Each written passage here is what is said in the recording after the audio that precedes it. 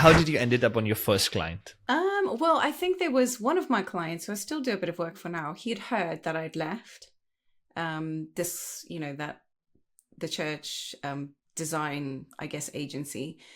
So he heard that I left, and then he contacted me and asked me whether I would do some work for him. And, he gave me quite a lot of business, which I was really grateful for at the time. So, yeah.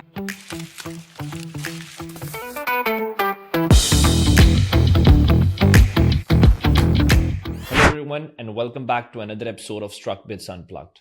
Today, I had the opportunity of speaking with Loulita Gill, a creative powerhouse. She's not only an acclaimed singer-songwriter, but also a founder of a design agency that helps businesses shine.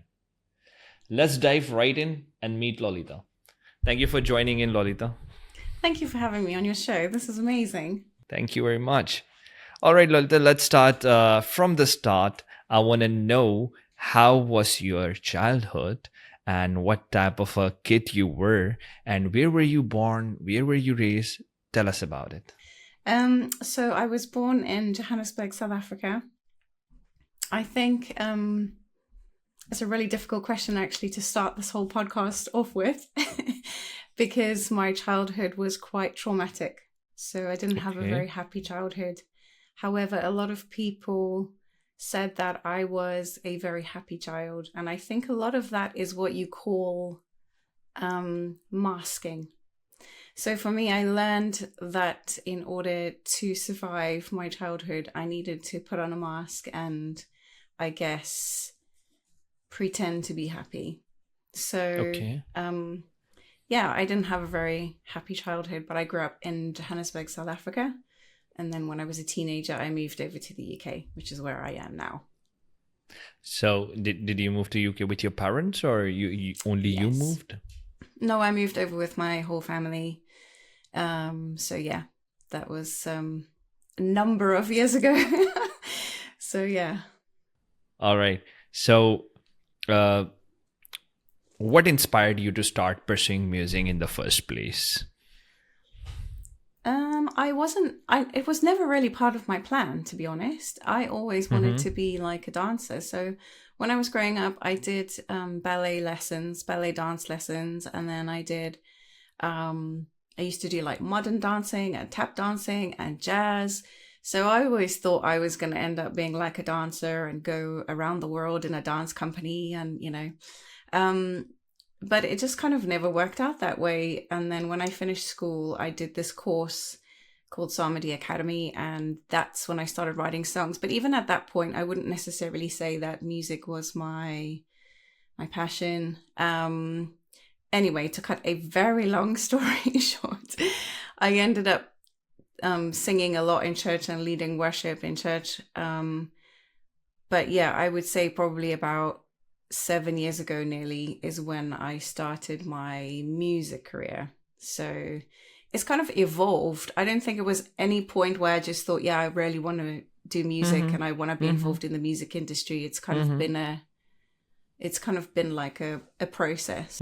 This is a very different answer. I was not expecting this, because usually when you ask people that how did you pursue this music, and they were like, since childhood we wanted to be a singer. We used to sing in schools, and I went to that performance and I got an award, and you started like, I wanted to be a dancer, but I became a musician 7 years ago.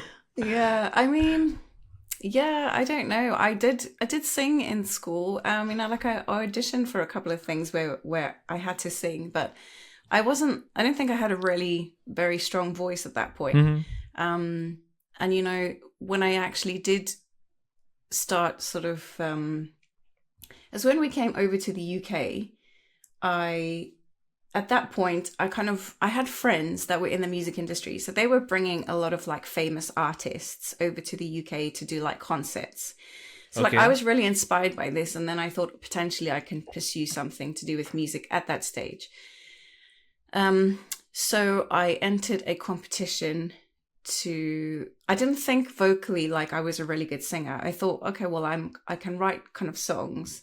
So there was this competition going, and you could enter into the States, and basically I entered like 2 of my songs, and one of my songs got through to like the semi-final. And then in order to go through to the final of this whole competition, you had to win, that's kind of semi-final. And I came second. But, I guess I came back thinking, well, at least, I can write songs, but I still, from a vocal perspective, I didn't think that I was a very good singer. So I didn't ever really think I wanted to pursue anything myself, being an artist. Or I thought, well, even if I do, I'm not quite sure if I'll do very well at it, because I don't think I can sing very well. I think my singing is, average. So yeah, it's it's been quite interesting to see how this is kind of all unfolded, because it was very much not what I expected.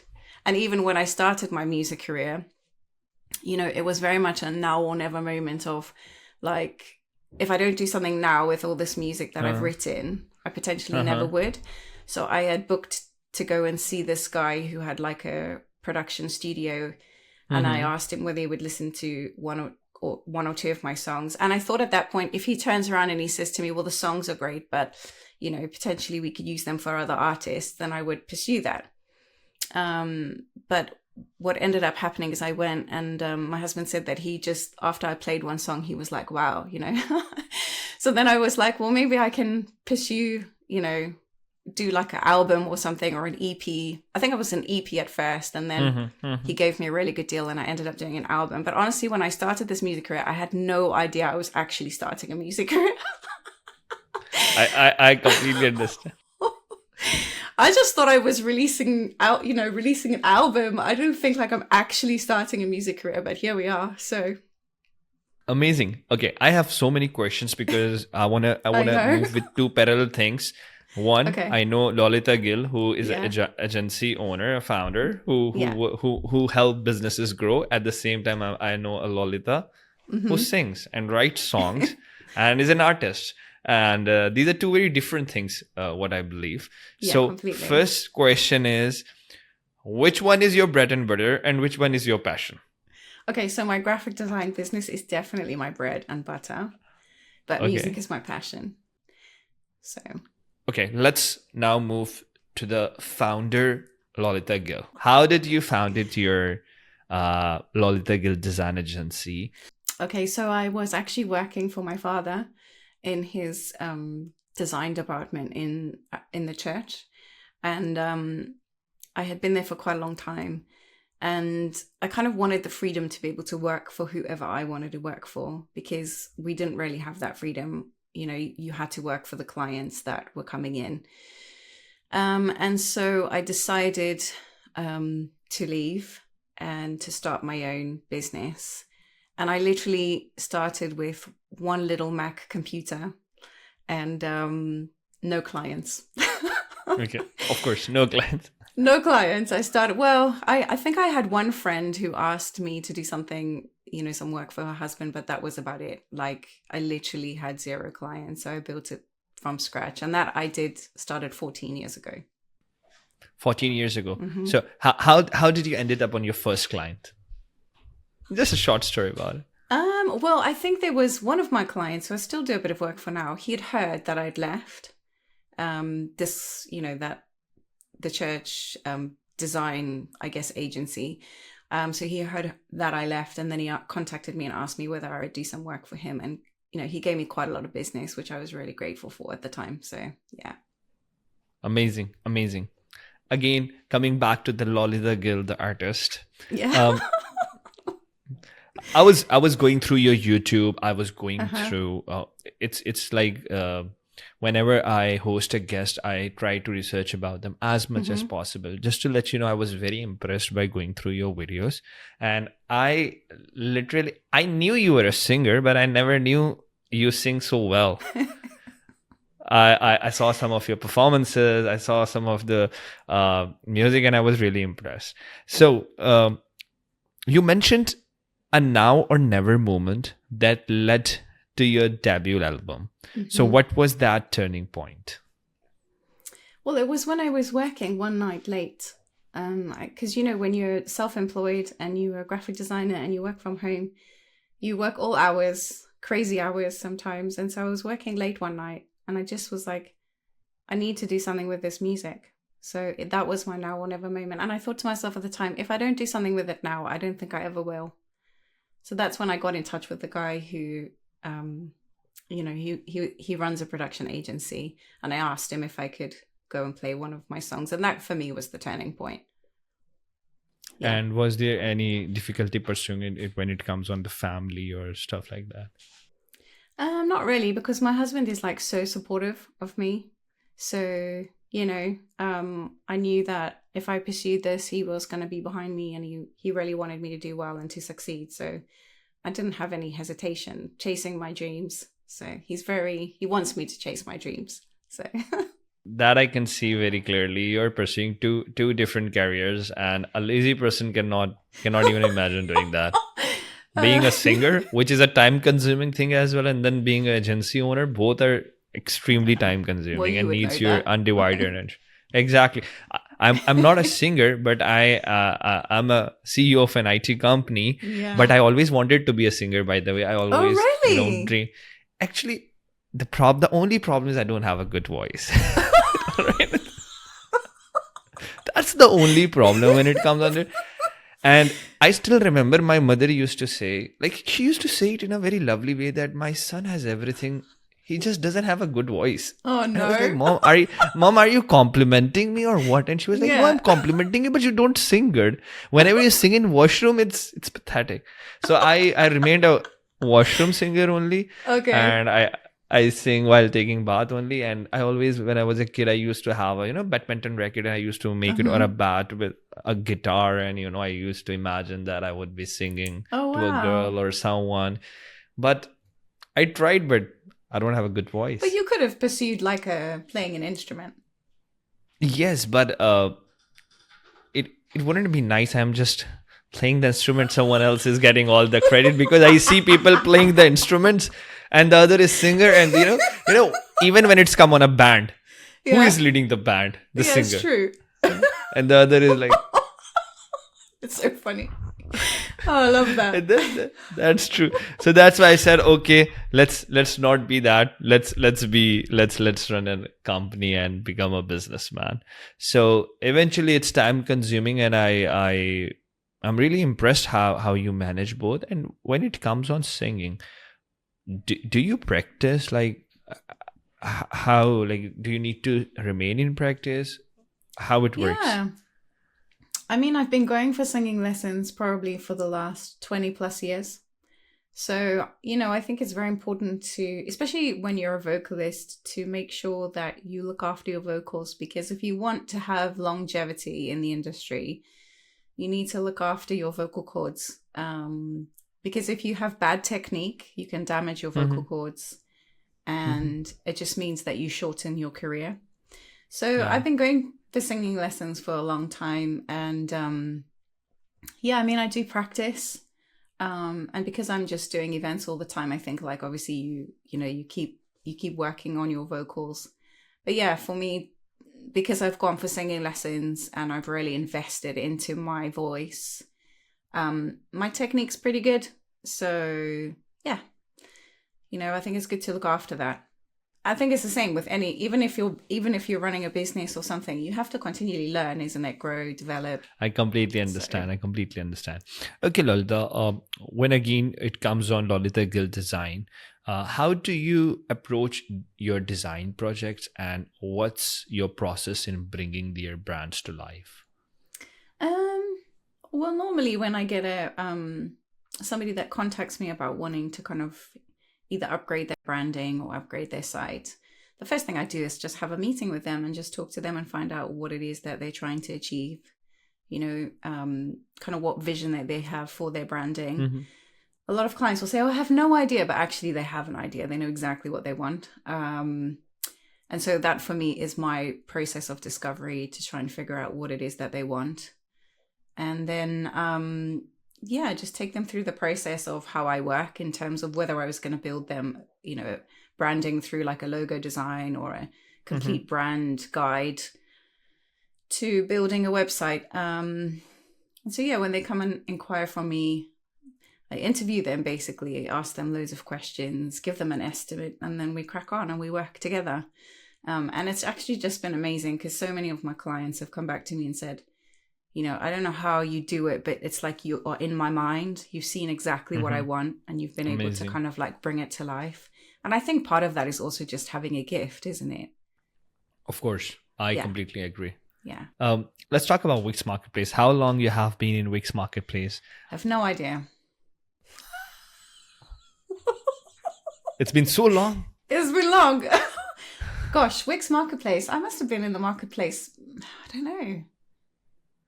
When did Wix Marketplace even start? Do you know? I don't remember. I think we were one of the first people. That's Really? what I feel.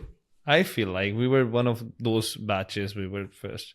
How long have you been in the marketplace then? 7, 8 years maybe? Yeah, I think so. Same here. 7, 8 years. And for a very long time, I didn't even know it existed. And then I came to know it existed. And then it took, and then we started helping. Do you know we help other Wix partners even? We have so many Wix partners with us. And we help them grow their Wix Marketplace, grow their lead and stuff. That's so I don't even remember how long it has been. So how you choose to Wix? Like, you were a graphic designer. What was that moment when you came to Wix? Like, you could have done in something else as well. Like, you have Shopify maybe, or Webflow maybe.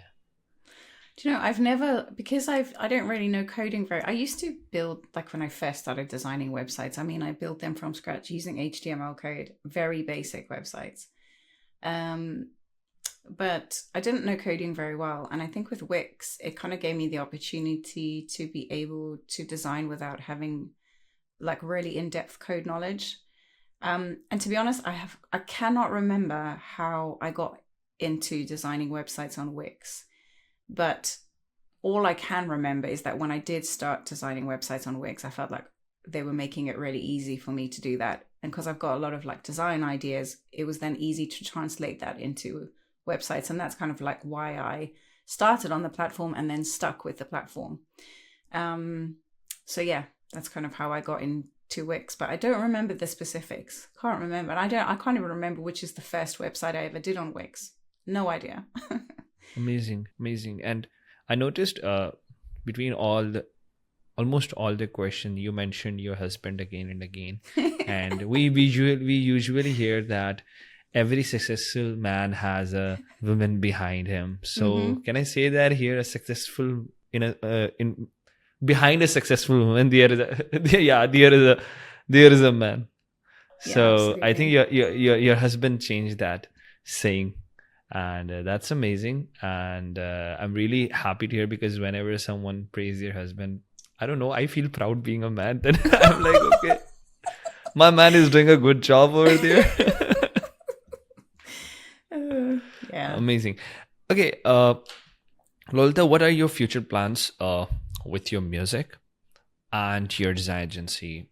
And are you, because I know the music, it's not gonna end, it's your passion, but is there anything where you want to be? Do you have a goal, or you're like, just go with the flow? I mean, I would love to sing in a Disney movie. Amazing. Because everybody tells me I sound like a Disney princess when I sing. So I'm like, well, why couldn't I do a Disney movie? That would be amazing. That would be fun. Yeah. I don't think, it can be really difficult when you're in the music industry not to fall into the trap of trying to be rich and famous. Like a lot of people go into the music industry because they want to be famous, they want to be rich. Yeah. Like that. But I don't think I ever really did it for that reason. I think I did it more because I want to impact people's lives. And so, I just want to keep serving with my gift, serving my community. And for example, like this year, this month, my singing teacher and I were going to go and do concerts in care homes. So, where they look after the elderly, senior citizens. And we're going to go and bring some joy to these people. There's some people there that will have been, either neglected by their families or just feeling really lonely at this time in Christmas or struggling with health issues or, just having a bit of a hard time. So we just want to go and bring joy. So I want to keep doing stuff like that. If you say, what's your goal? Just to keep impacting my community, keep positively bringing change and inspiring people and giving people hope for their lives, In terms of my design business, I don't really know. I'm kind of like really happy with where things are at the moment in terms of maintaining, just maintaining my business kind of where it is. It's doing really well, and I've got loads of clients and I keep getting new ones, and I'm still servicing clients from like 10 years ago. So yeah, I don't think I've got any sort of like major plans to grow it into this huge agency or anything like that, because I just don't have the time, and like it's not my passion, but it pays my bills, and so I want to just keep doing a really brilliant job at that and keep servicing clients very well, and keep learning and growing in my development and my abilities within within the design world, because I know things are changing so much, and with AI it's all changing everything, so you have to keep up with the times in order to service your clients well. So it's constant development. That's probably part of my plan, is just to keep developing myself and my skills. Amazing. Lolita, I believe it's time to end the podcast. Oh no, really? Now, because I really had an amazing conversation with you. Likewise. And thank you so much for your time, and it was amazing to know about your journey and everything. Your passion for music and life is truly inspiring. Thank you. And I would also like to thank you, our listeners, for tuning in. And I would like to remind them to subscribe Strugbits Unplugged for more amazing episodes. And one last time, I would like to know if there would be one advice which you would like to give to our listeners. What would that be? I think one piece of advice I would give to listeners is never be afraid to ask for help. Beautiful. Thank you very much, Loulita. Thank you. Take care. Much, Giselle. You don't have that electric heart even. Yeah, exactly. See, so don't even have an electric heart. Yeah, not yet. Not yet.